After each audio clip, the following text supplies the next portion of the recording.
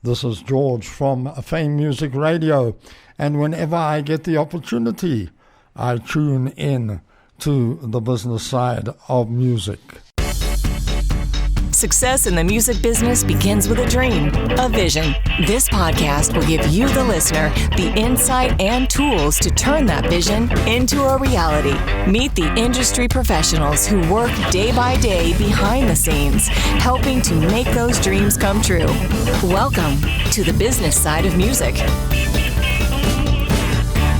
She's a legend, as far as I'm concerned. You should see the face she's now making at me. She's a publicist and consultant with Laughing Penguin Publicity, I guess it is. Laughing Penguin Publicity and Consulting. Thank you for the show, Claire. Yeah, I don't know about the legend part, but I've been fortunate to work with a few. I will say that. Well, you've been around probably not quite as long as me because you're much younger. But thank you for that. You've been in the business a while. You've seen some things. I have. I actually started out in the movie industry years and years ago. So when people talk about working in the evil empire of the music industry, I'm like, honey, you don't know nothing. Was this in Los Angeles? It was. Yeah. I worked for Columbia Pictures, worked on the Burbank lot, almost got hit by a car driven by Richard Dreyfuss one day. That was fun. Oh, well, he's been known to hit people. I should have let him. That would have been a great check. There you go. Absolutely. Never have to work another day in your life. That's it. So what brought you back to Nashville? I actually transferred at the time with Columbia Pictures. They had an office in their marketing division out of Atlanta. And I was doing the singer-songwriter thing myself at the time. So when the offer came to move to the Atlanta office, I said, well, I'll go, but I want to work out of Nashville. So that's what I did and continued with Columbia Pictures in a marketing capacity for about a year, I think. Yeah.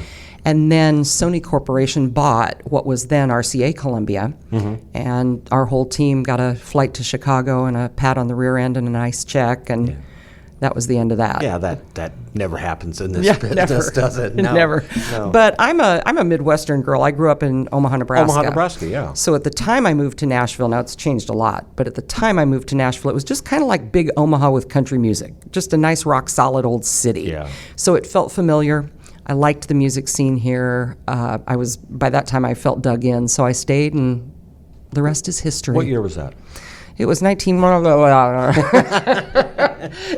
was in the late 80s. You were a teenager. Yes, I was. I was a pup. I first came to Nashville in 1987. Okay. And I was going through some photos in a box in my house, and I came across this one I took on Demumbrian Street, and it had, of course, the Shoney's restaurant and motel. Oh, yeah. And Reba McEntire's museum next to that, and then across the street was the Shoney's parking lot where Tracy Lawrence was shot. Yes, that's right. I forgot about that. That's right. Oh my gosh! Yeah. And several artists were drunk, but we won't go there. But then across the street was George Jones Museum, Hank Williams Jr. and Alabama's museum, and it was this. Randy Travis had a place. That's right. So there's this real kitschy, kind of a cool, truly country music.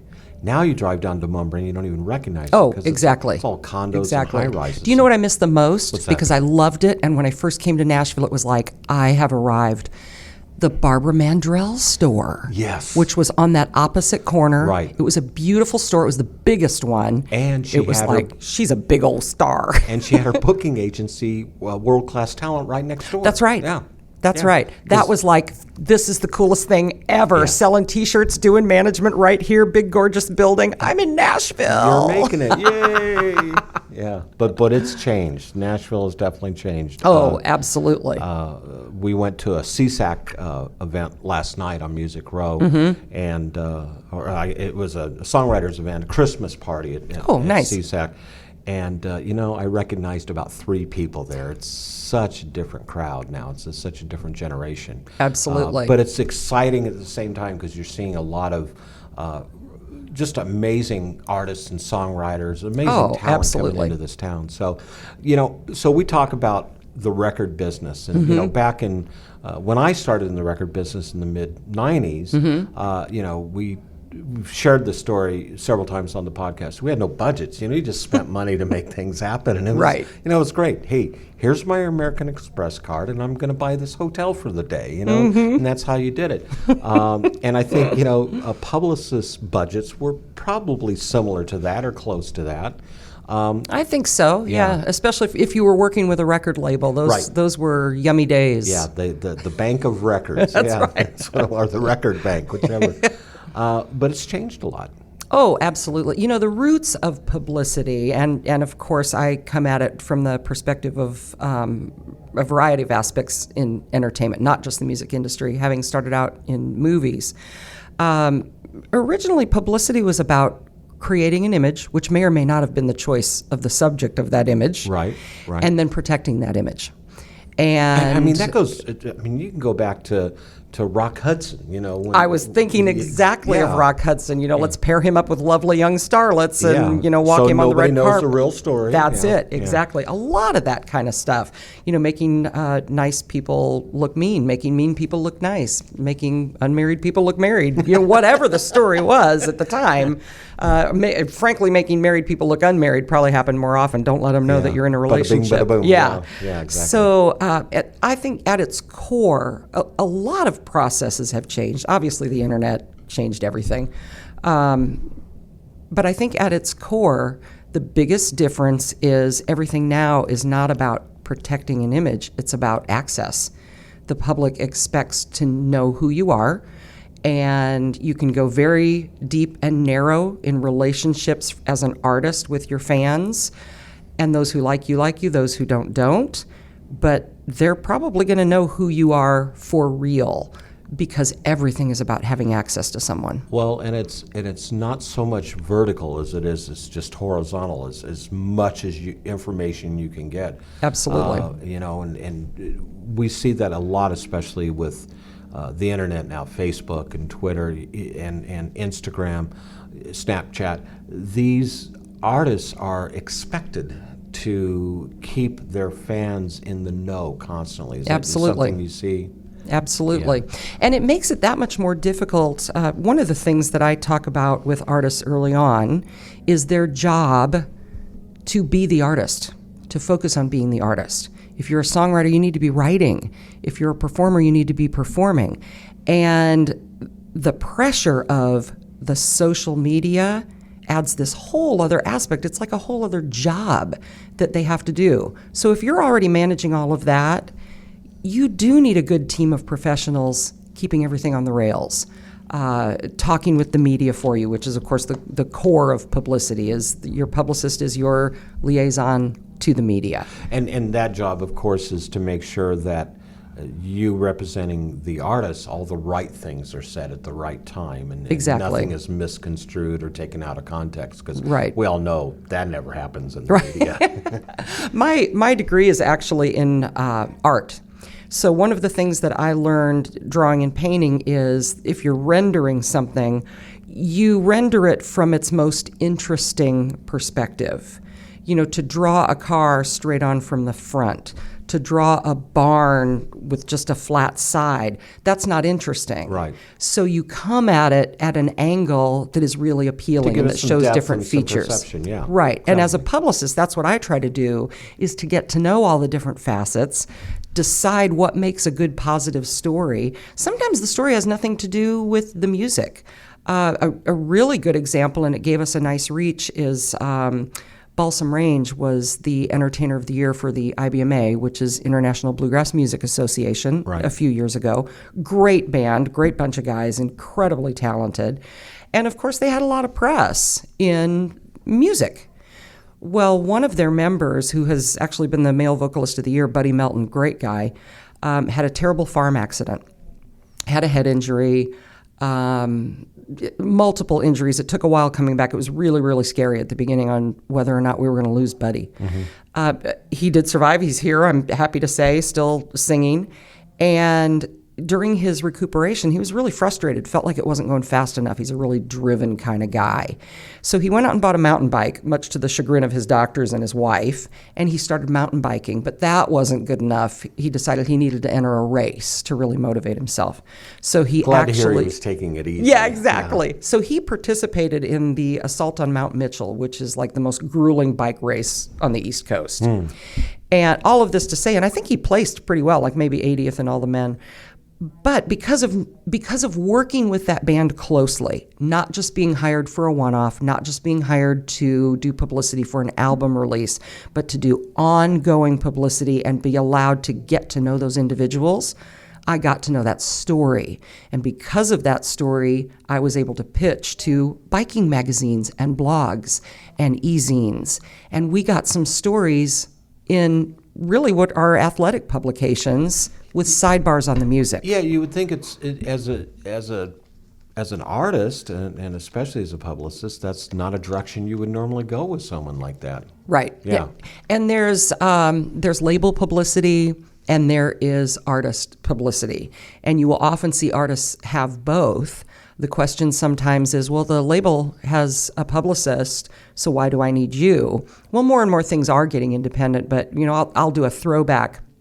Frankly, I think that David Ball is one of the greatest talents we've ever seen in country music. He's a great writer. He's a dynamic singer. He's a stylist. I think he could have and should have been as big as George Strait, my personal opinion. Right. There was, however, only label publicity. He didn't have a publicist of his own, where I believe, and you can do history if I may be wrong, but I think George Strait always had a publicist on his team. So with label publicity, there's this huge burst of activity surrounding a project. Well, then the label kind of moves on. When an artist has their own publicist, that person should be looking for stories to fill in the musical gaps. What's going on in this artist's life? What benefits or charities might he or she be interested in, or the band that they can support? So you're constantly looking for opportunities to tell their story beyond there's a new single, there's a new album. Right. And we're going to take a break, but when we come back, I want to talk a little bit about the difference between a label publicist and then an artist publicist. You bet. That business has changed a lot. This is Bob Bender. You're here with Claire Ratliff, Laughing Penguin Publicity, and you're listening to this edition of the Business Side of Music. You're listening to the Business Side of Music.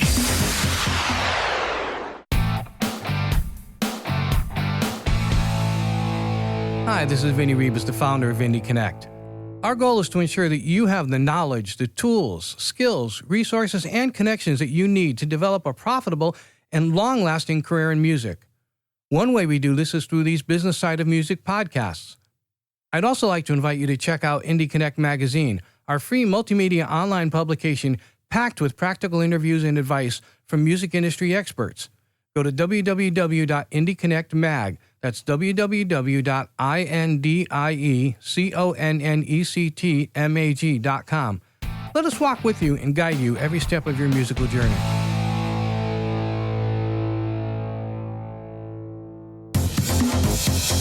You're listening to the Business Side of Music.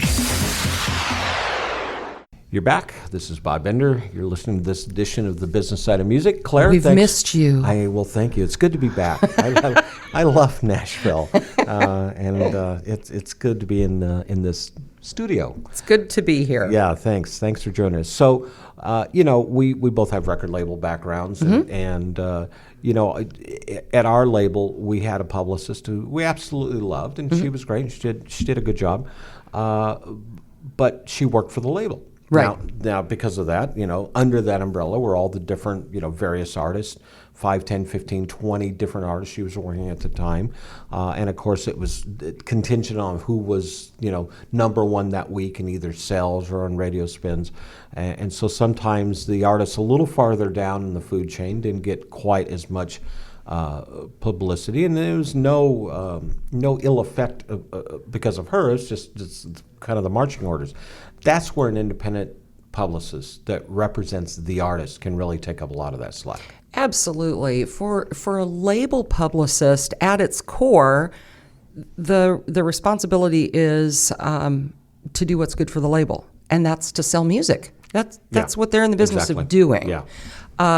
Toward that end, if they can do some imaging for an artist, or if an artist catches fire and can be good for the label, well, that's awesome, because that brings more talent to them. An independent publicist working either with a label artist or with an independent artist has more agility and is looking at things beyond the new music release.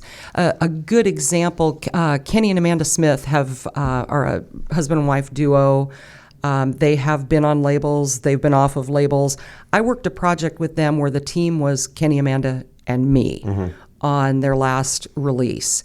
Because we were a small team and we were able to be agile and we were able to put some strategies in place without collaborating with the promotion team, collaborating with a label president, collaborating, blah, blah, blah, all the things on down the line. Long story short, we put some strategies in place. It was just the three of us, and their album debuted at number 7 on Billboard. That was huge. And that's unheard of many times. Right. Yeah. And Right. and we talked about this in a previous podcast, where the artist has got to take ownership of their career. And I think, David Ball, I remember David, he broke around the same time some of the artists I was working with at various labels.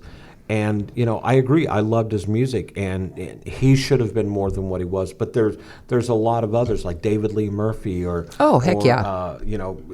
The list goes on. Right. And it's the same thing in the rock world. I spent some time with Anvil, the heavy metal band, and you talk of, weren't for bad luck, those guys would have had no luck at all. But for the saving grace of a documentary film that was done of them, it saved their career, actually revitalized it, and they made it. But Right. they took it upon themselves to make sure that happened. No record label came to them and said, "Hey, we want to do a documentary film on you." It was a friend of theirs. It was actually, I think, a former roadie of theirs. So, as the artist, you've got to take the time to massage the nuances and further develop your career. And that's where a publicist can really help out. Absolutely. Especially early in a career, artists will kind of wonder, what do I need? I know I need some help. I don't know what. The default position seems to be, I need a manager. And you might, but you really don't need a manager till you have something to manage. Thank you. I have said that so many times on this show. It really behooves the artist, and you're hearing it from me here on this show. You need a publicist before you need a manager. You need an entertainment lawyer before you need a manager. Oh, absolutely. You need a lot of things, but I will say that publicist has got to be one of the key components. And that brings us to the independent artist who doesn't have a record deal, who doesn't have the deep pockets of Right. of that. Is it affordable for an artist out on their own to hire a publicist these days? I hope it is. It should be at least, right? Yeah, absolutely. And I think a lot of independent publicists over the years have kind of had to adjust their rate cards because independent artists just don't have that kind of money. The industry has changed so much. I mean, even from a label perspective, the revenues are nowhere those deep what we pockets, saw in the past. Those deep pockets. They don't exist. Yeah, they don't exist. They don't exist. I really would like to look into the hip-hop world a little bit, though, because there seems to be a whole lot of money flowing there that is not accessible to the rest of us, and I'm intrigued. But I have my suspicions, but we won't go there. But yeah, an independent artist especially needs somebody out there telling their story in general. Fighting for them. Absolutely. Helping with imaging, consulting on social media strategies, doing tour press. I mean, that's huge. You go to a market like New York, Chicago, Los Angeles, Atlanta, Nashville. There's something going on every single night. Yeah. So for somebody who's an independent artist putting on a really great show somewhere, they're at the Basement East in Nashville or wherever, to have somebody on the front end making sure that there are calendar items placed, asking the venue if they have a media relationship list that you can tap into. There are places where you can stub your toe so easily. A lot of times artists will know, hey, I'm going to be playing in Kansas City, and they just get on the phone and they start calling radio stations. Well, then later on they find out, guess what? That venue that you booked, they have a relationship with a particular radio station. Right. And you just went and did an interview with the wrong one. Yeah. So it's And now really you've got easy to burn bridges. Now you've got a problem that may or may never be fixed. Exactly. You know, and I've run into that with some venues and some radio stations that are connected to each other. And artists have called me and they said, hey, we called so-and-so and we wanted to play there, but they didn't return a phone call, so we went to the club down the street and then we found out that those two owners or managers don't like each other. Now we can't ever set foot in the other club. That's it. Yeah. That's it. And another thing with prioritizing outreach, and many artists don't know this, and why would they? There are certain media outlets that you cannot get if you've already gone to someone else. When Oprah had her show, if you did one of the morning shows before you did Oprah, she wasn't interested. When she booked an interview, there was a moratorium on doing other media. How far out was that? I think it varied depending upon artists, but I'm aware of situations where 90 days to 6 months, they didn't want you on any other national TV. I know that Chris Bodie and Josh Groban, they would both break new songs or new albums on Oprah's show long before anybody else would. Right. Because they knew that they had not only that built-in audience, but they had that. If Oprah gave it her stamp of approval, you were guaranteed to have a number one. That's it. Yeah. That's it. And that's where the role of the publicist can come in and save your hide. Mm-hmm. Yeah. We're going to take another quick break here to show our appreciation to our sponsors. We'll be right back with Claire Ratliff, Laughing Penguin Publicity, to talk a little more about public relations and consulting. This is Bob Bender, and you're listening to The Business Side of Music. You're listening to The Business Side of Music.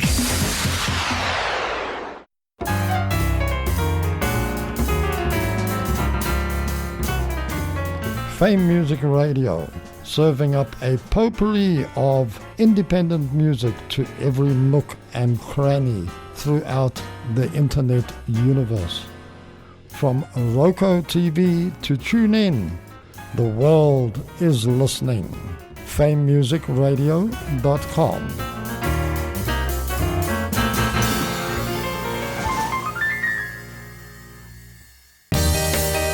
Next up, the Indie Artist Spotlight, brought to you by Reverb Nation.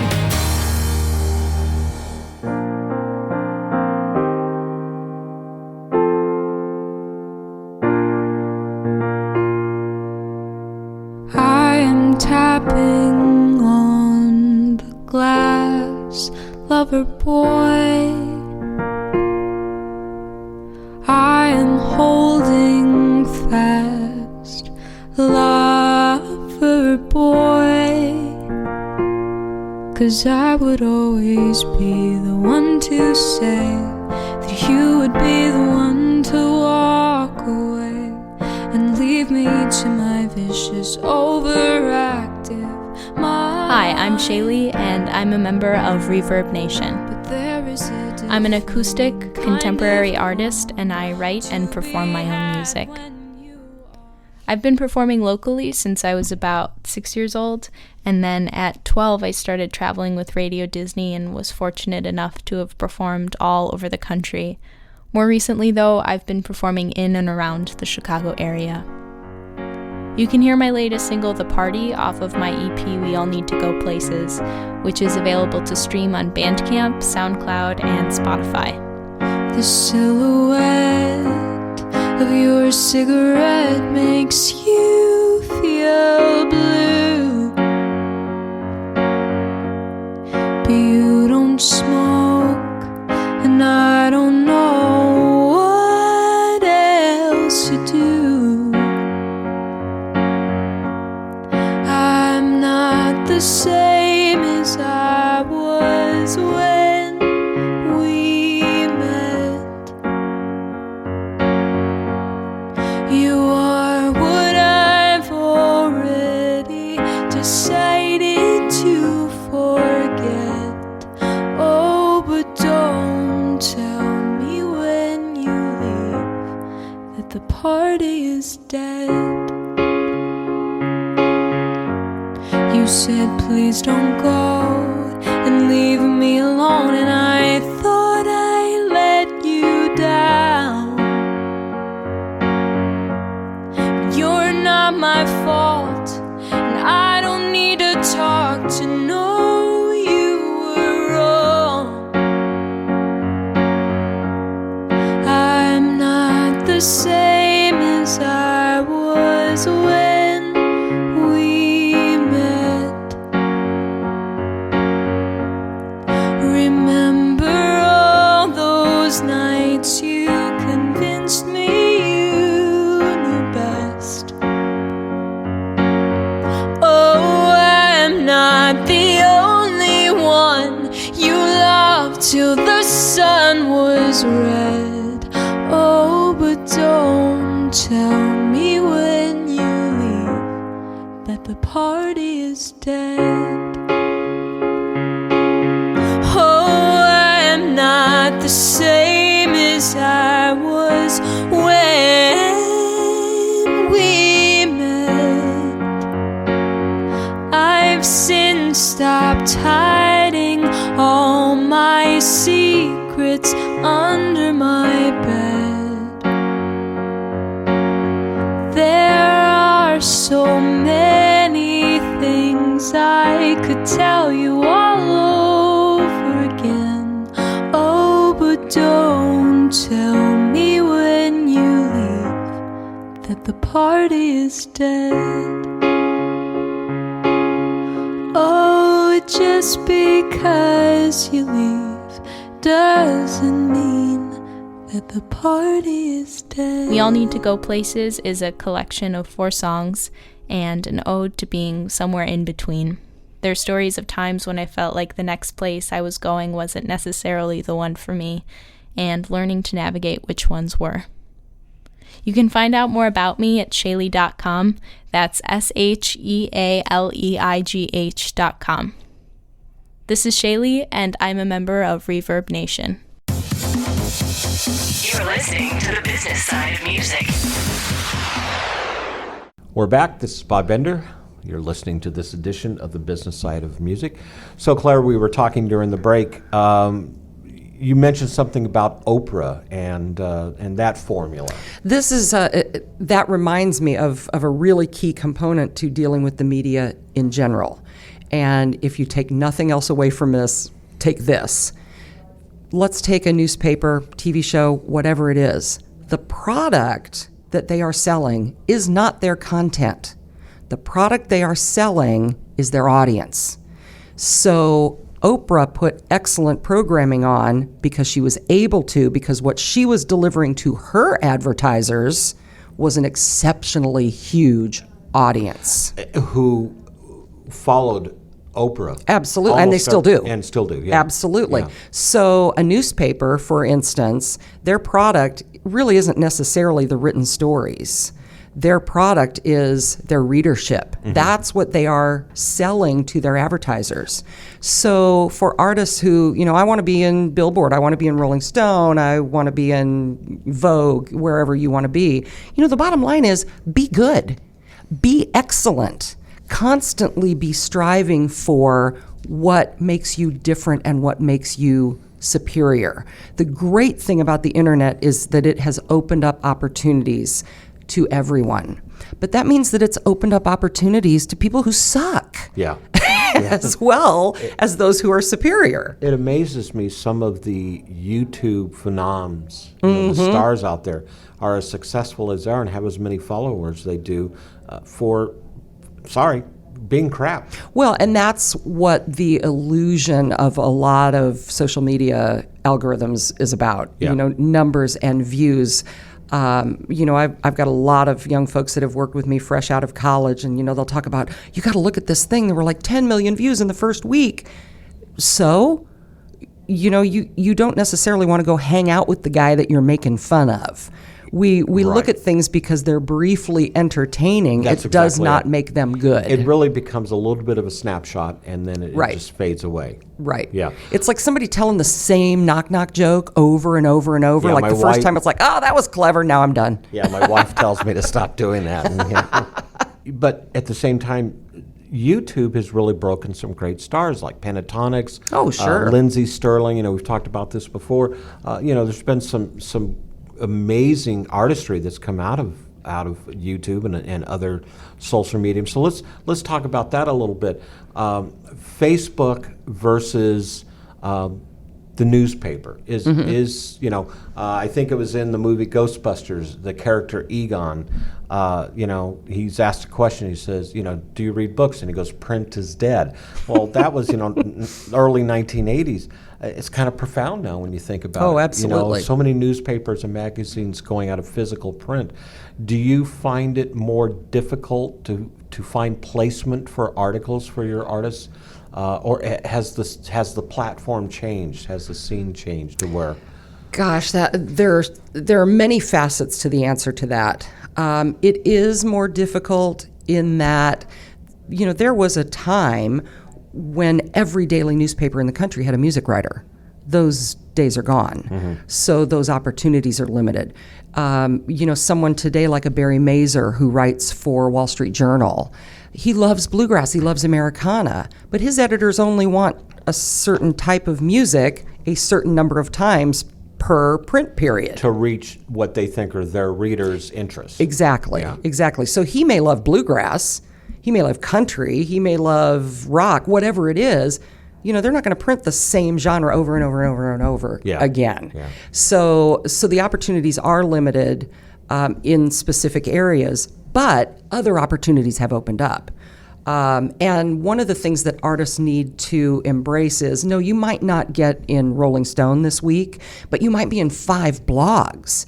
And everywhere that you appear drives that algorithm up that when someone is searching for that genre of music, or what to do in LA today, or what to do in Chicago, or who's songwriting, whatever. I'm going to search the hashtag singer-songwriter. Yeah. All of those opportunities for presence drive you up in the search engines, and that has tremendous value.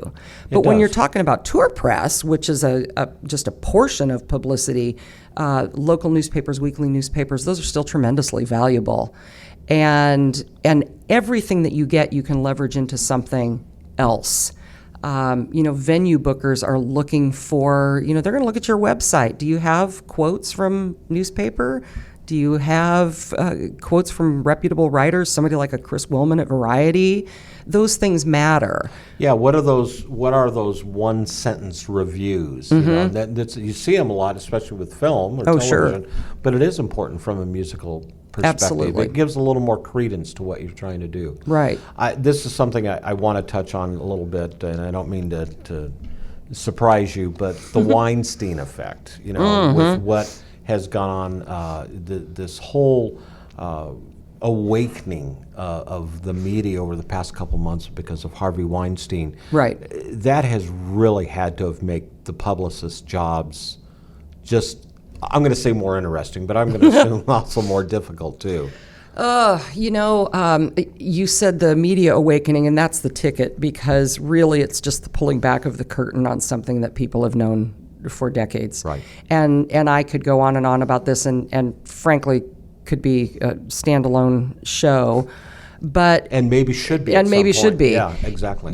At its core, we are dealing in the business of people's dreams, and I take that responsibility very heavily. And when you are dealing in the business of people's dreams, that's tremendously personal. So those lines between what is the professional and what is personal get blurred pretty darn easily. Yeah. Right down to, there's an event you must go to. Well, it happens to be a cocktail party at someone's hotel room at 10 p.m. at night.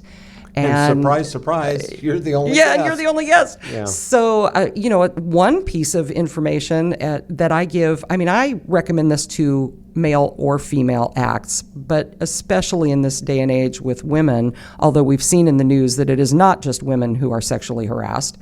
Why would you go to a meeting alone? Don't go to a meeting alone. Well, and especially at 10 o'clock at night. Well, there you go. Yeah. But I don't care if you take your roommate who keeps their mouth shut and you say, this is my collaborator. Don't go to a meeting alone.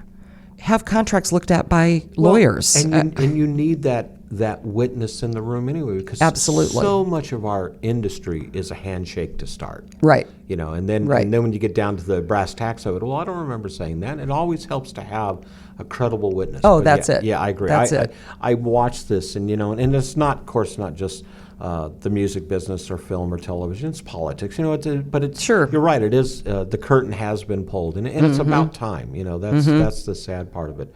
And the thing that we need to accept is we're not going to change human nature.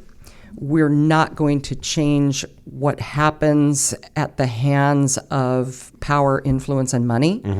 We're not going to change sex appeal. It is what it is. What we can change is people's acting on their impulses or not. The attitude towards it. Right. Yeah, exactly. Right. So the role of the publicist, is it going to get easier or harder for you? It is always challenging, Yeah. no matter what climate you're operating in. My CPA says that the role of the job of the publicist is incredibly easy as long as you have a good client. Yeah. And that's the truth. There is something to be done for everyone.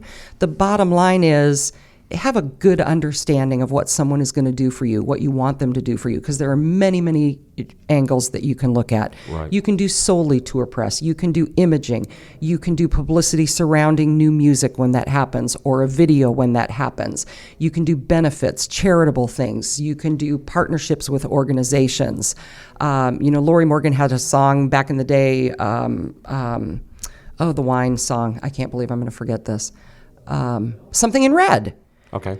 So when Nashville got its first winery at Belmead Plantation, I gave the president, Alton Kelly, a call over there, and I barely got out, hey, I'm working with Lori Morgan, and he's like, I'm in, whatever it is, I'm in. So they did an entire run of this beautiful red Sangiovese wine with Lori on the label, and it's Lori Morgan's Something in Red. There may still be a few bottles available. Which I must say from personal experience, it's an absolutely fabulous wine.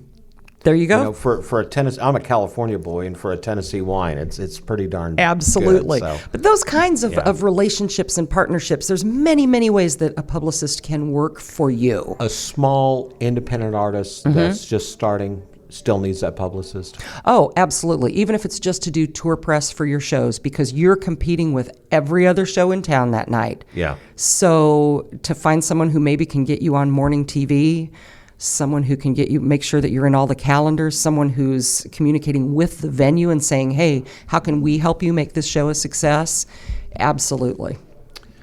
Claire, thanks for being on the show. Oh, you bet. Gosh, I feel like we've barely scratched the surface. Well, we're going to have you back, definitely. How does a possible client find you?